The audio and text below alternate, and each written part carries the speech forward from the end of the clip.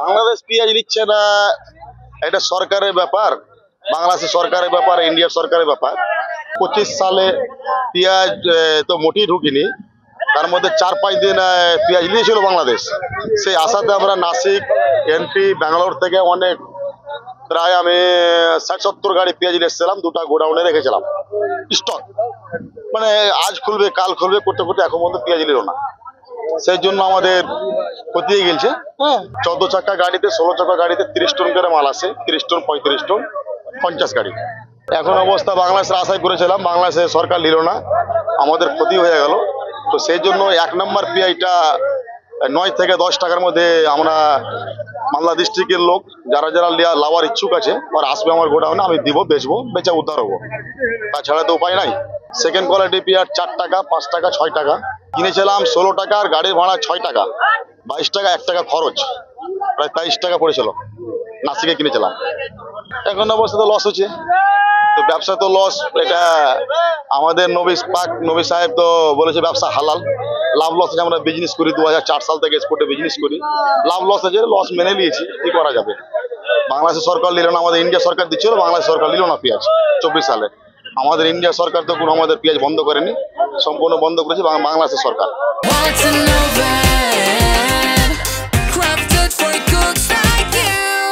জানাইনি তো আমরা, ওই না, কেন্দ্র সরকার তো জানছেই।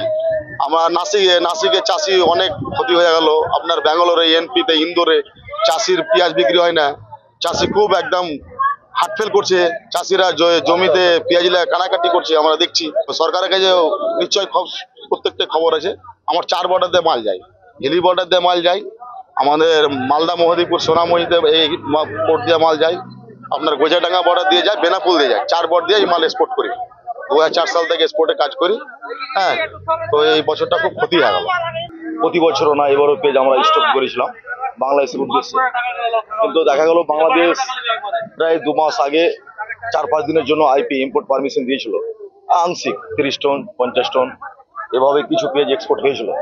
প্রায় সামথিং 4 বর্ডার দিয়ে অনন্ত 1000 গাড়ির মধ্যে এক্সপোর্ট হয়েছিল, বিভিন্ন ধরনের এক্সপোর্টের মধ্যে। আমাদের ইন্ডিয়া থেকে কোনো প্রবলেম নেই, ইন্ডিয়া থেকে পারমিশন আছে, কিন্তু বাংলাদেশ সরকার নিচ্ছে না। ওদের দেশে পেঁয়াজ নাকি আছে, ওরা বলছে যে পরিমাণ বাংলাদেশে পেঁয়াজ আছে আমাদের চলে যাবে।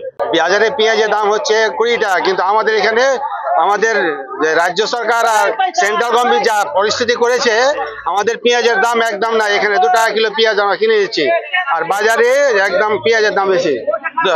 এখানে পেঁয়াজের দামে আমাদের একদম শেষ করে দিচ্ছে।